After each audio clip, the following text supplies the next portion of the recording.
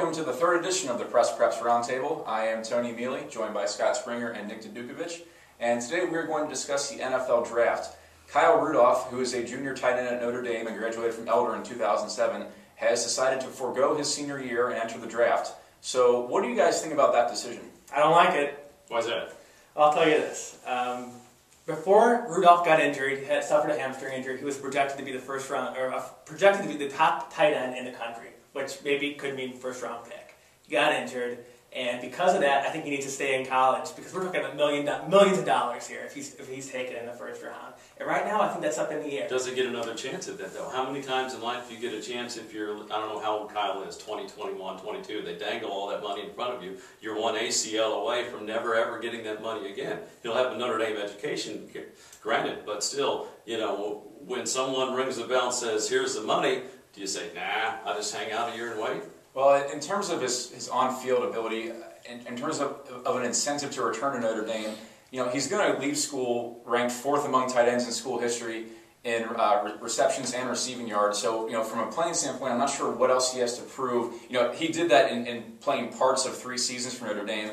And you look at guys like Sam Bradford. I mean, he returned for his senior year. He had a terrible injury, but he was still the first overall pick in the draft. He had a very solid season for the Rams as a rookie. So I think Rudolph's draft status, his stock might fall a little bit, you know, because of this injury. But I don't think it's going to be that crippling to his draft prospects, though. If you sneeze before the NFL draft, these scouts know about it. Okay, you guys know what I'm saying. So I mean, we are talking about money here. We're talking about cementing yourself for a slot for millions of dollars to maybe $1 million, and you know, it sounds, you know, kind of ridiculous that we're talking about that little of a difference. I mean, we'd all love to be millionaires, but you know, when you can guarantee yourself that kind of money by going out, becoming Notre Dame's all-time leading receiver as a tight end, and you can guarantee yourself first-round money, I think high risk, high reward. I think you got to take that chance. Well, he's already in Notre Dame history as a great tight end. Thing is, it is Notre Dame.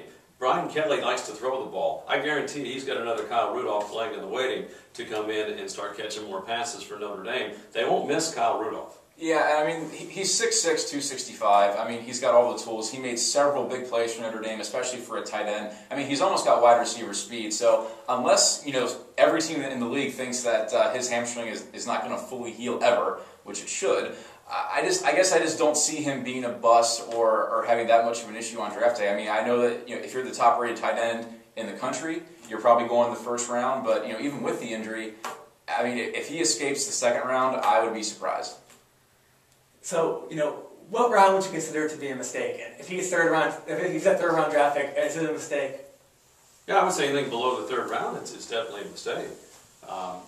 The money's still going to be good, though. He's still going to have a career, but yeah, maybe if he stays a year, maybe he's a little bit better. But you know, 3rd round money's pretty decent, and if he feels it's time to come out, I bet he's close to having his degree already. I don't know for sure, but you know, he's a smart kid. He's an Elder kid. They do well. He's got a GCL education. He's got a Notre Dame degree. And I don't know what more he can prove there on the field. Well, I mean, even if he goes in the first round, I don't really see a problem with that. And I mean, I'm assuming that he hasn't completed enough credits to graduate, but you know, he can always do that once he's done playing. You know, I used to think, oh, if you're in college, you know, just don't go to the NBA, don't go to the NFL, go ahead and graduate and then play. But you know, when you're that age, I mean, all that money is right there in front of you, and you could risk so much by returning for your senior year. I totally understand, and I get the appeal going. I mean, look at Andrew Luck. I know a lot of people who think Andrew Luck's decision to return for his senior year was almost kind of arrogant. I mean, I don't see how his draft stock could be higher than it is right now after what he did against Virginia Tech in the BCS game.